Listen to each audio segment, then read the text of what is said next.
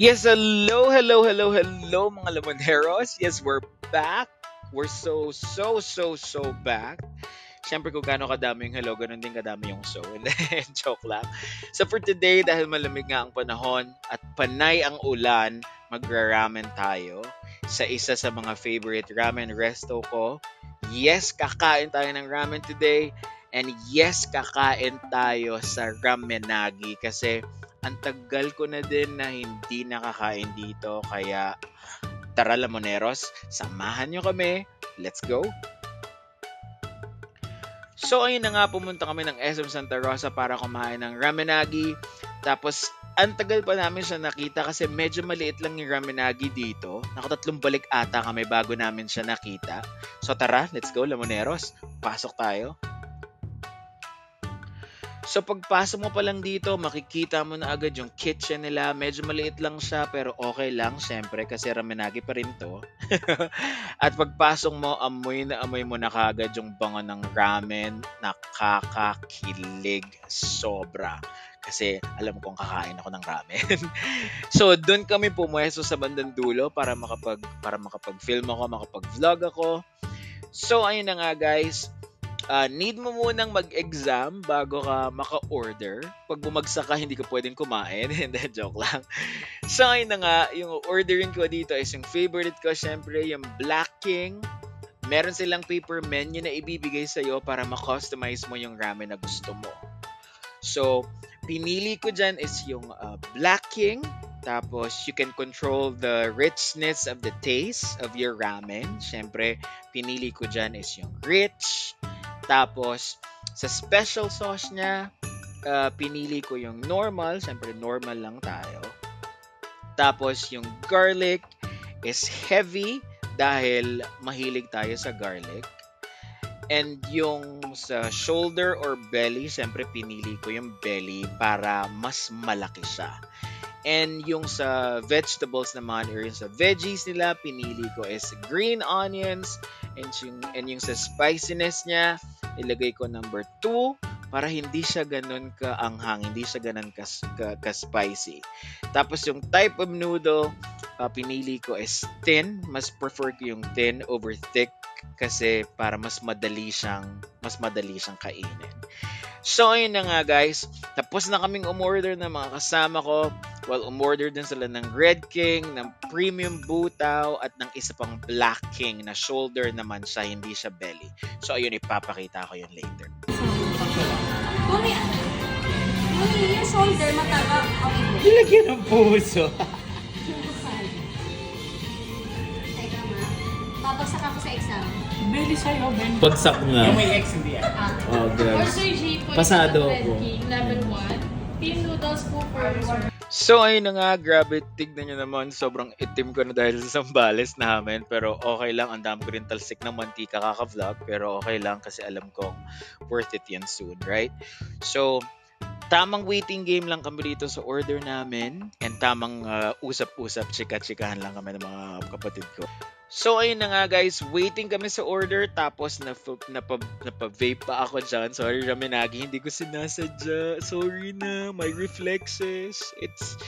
It was not me, it was Patricia. Sabi nga dun sa split. So, ayun na nga mga Lamoneros, let's start. Ihatag na natin yung mga ramen na in-order natin. So, let's start with the Red King. Well, the Red King is the ultimate in savory spiciness, a striking blend of garlic, chili oil, and the cayenne pepper, and a velvety broth topped by a tempting ball of miso-infused minced pork with tender chasu.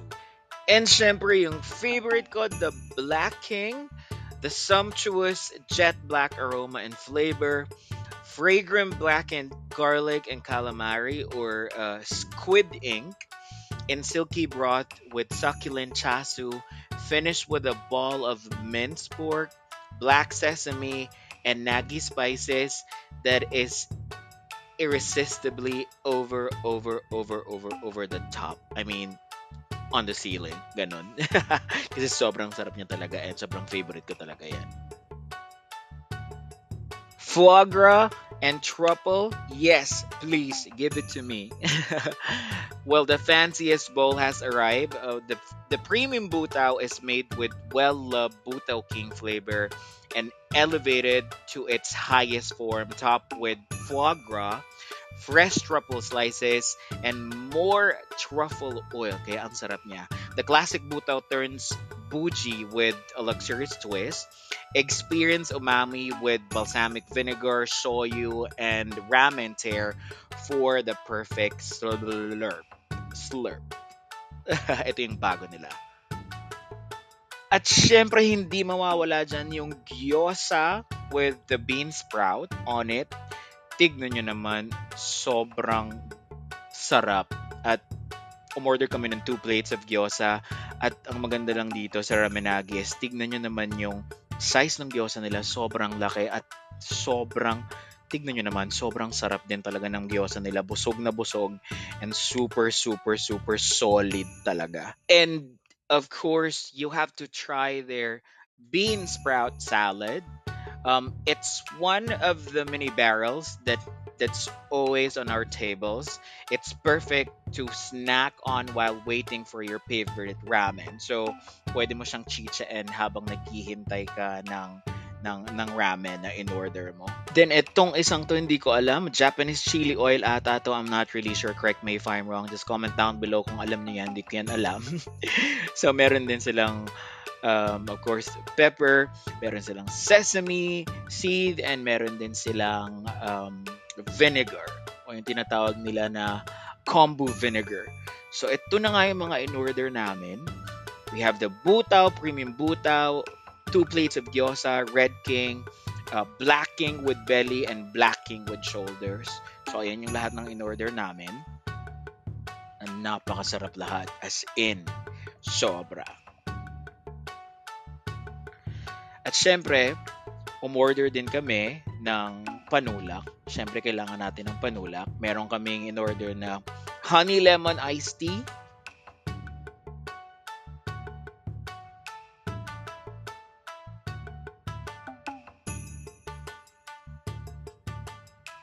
At saka peach mango flavored na iced tea na napakasarap din. So, ayun na nga, Lamuneros. Let's dive in. Kakain na tayo. And kung matatanong niyo kung bakit naging favorite ko ang Ramenagi, well, Ramenagi is known for their perfect noodles and authentic yet cutting-edge flavors of broth. In addition to their 4 signature ramen flavors, they launch a new limited king ramen varieties, well, to stress or highlight on their creativity and push the delicious boundaries for a type of ramen. And they have experimented freely with flavors while adding your own personal touch on your own balls, or you can leave it to your master ramen chef to craft your own balls. Kaya meron sila nung parang exam paper. Hindi, joke lang. Kaya meron sila nung Ramenagi paper menu, so you can customize your own personal type of ramen, which is so nice kasi you can choose the richness of the taste, the special sauce, the amount of garlic, the veggies, the level of spiciness, the thickness, and the thinness of the noodle, which is good. Kasi ako mas prefer ko talaga yung manipis para hindi siya super heavy, para madali din siyang kainin. So ayun na nga. You can add up some kakuni or braised pork belly to it, as well as nori, cabbage, chasu loin or the sliced pork, tamago, which is the hard-boiled egg, pero iba yung egg nila, parang feeling ko hindi siya typical egg. Kasi iba yung yellow niya. Pati iba din yung lasa. Basta masarap siya. And you can add up green onions or the scallions. Kung may capsicum si Ann Curtis, meron tayong scallions, which is the green onions. And you can add up extra noodles and the kikurage, which is the thin slice mushrooms. And ayun na nga mga okay, take 2. And ayun na nga mga Lamuneros.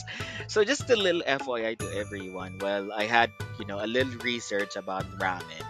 Well, ramen pala is, of course, it's a Japanese noodle dish, right? And it consists of Chinese-style wheat noodles served in broth. Common flavors are soy sauce, miso, and with typical toppings including sliced pork or the chasu, dried seaweed, which is the nori, and the menma, which is the bamboo shoots, or and the scallions as well, which is the green onion. And ramen has its roots in Chinese noodle dishes and is part of the Chinese Japanese cuisine. So kasi dati pag naiisip ko siya, ramen, pag sabi mong ramen, papasok agad sa isip mo is Japanese, right? Hindi pala, it's a Japanese Chinese cuisine. So it's a combined Japanese Chinese cuisine, right? And the origins of ramen can be tracked back to Yokohama, Chinatown in the early 20th century. And the word ramen is a Japanese borrowing of the Chinese word ramyun, meaning pulled noodles. Oh, diba? Di mo kaya, may pa-FYI. Alright. And according to the historians, the more plausible theory is that ramen was introduced to Japan in the late 19th or 20th, like early 20th centuries, by the Chinese immigrants living in Yokohama, Chinatown. So it's really a mix of Japanese and Chinese cuisine, and we're very thankful na may ramen kasi alam nyo yan guys kung gaano kasarap ang ramen, especially kung kakain kayo sa isang legit na ramen resto, 'di ba? So ayun na nga guys, tinikman ko lahat ng order namin, syempre. So yung premium butaw, first time ko siya matikman at napakasarap niya as in. Kaya siya yung pinakamahal, ang mahal niya talaga. It's 950 pesos yung isang bowl niya, but it's worth it. Believe me, it's worth it. Sobrang sarap niya. And yung Red King din masarap, pero syempre kasi Black King pa din ako. Yun talaga yung favorite ko. Actually, yung isang ramen na pwede siya for sharing kasi madami talaga yung serving nila. Malaki talaga yung serving nila. Like it's good for two yung isang serving nila. Pero kung bitin kayo, pwede kayong umorder ng extra noodles. Pero kasi sa akin, yung isang bowl niya is like a full meal na para sa akin. As in, solve at busog na ako sa isang bowl niya. Pero, meron din silang nilabas na Oyster King under their Limited King before. Like, nilabas lang nila yun for 2 months ata. And sobrang sarap nung Oyster King na yon. Yung Oyster King na yon can battle head to head with my Black King. Ganun siya kasarap. Kaso wala na yon, hindi na nilalabas yon. So masarap yung Oyster King nila yon. Kung ihahain mo sa akin yung Black King and yung Oyster King, well, malilito ako kung anong kakainin ko sa dalawa kasi parehas talaga na 10 over 10, super sarap. Pero syempre kakainin ko yung dalawa parehas. So ayun na nga. Tulala na, busog na. Hindi na magagalaw. Food coma. Ganun yun, kapag sobra-sobra na talaga. Alaluts ka na. Ay, iba yung Ay. Kung walang pambayad. Tara sir, samahan natin sa kusina. Hindi ako mabibis yun. Sa name ko lang, Jerome Alcanzari ng Yes. Name ko lang, Jerome Alcanzari ng Yes. Jerome Alcanzari. So, ayun na nga mga Lamoneros, we're done and tamang chikahan lang kami dyan ng mga kapatid ko. After namin kumain, tulala na kami dahil sobrang busog na kami at nag-bill na din kami dyan. So, ayun na nga mga Lamoneros, thank you so much for supporting and thank you so much for watching. Please like and share and please, madami pa akong nakapending na videos na i-upload for editing. So please just, support me and support Lamoneros. Thank you so much and see you next time.